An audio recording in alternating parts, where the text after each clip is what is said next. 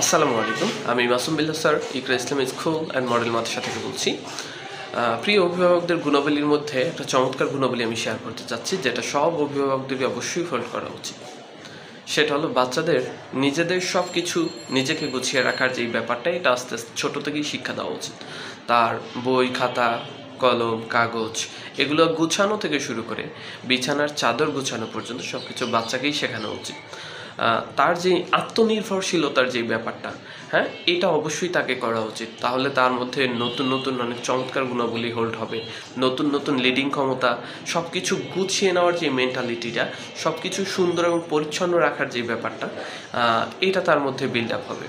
কারণ আমাদের অভিভাবকরা সবাই চিন্তা করে যে, অনেকেই চিন্তা করে যে বাচ্চারা ছোট, ওরা ঠিকমতো করতে পারে না, ওদেরকে দিয়ে কষ্ট করানো উচিত না।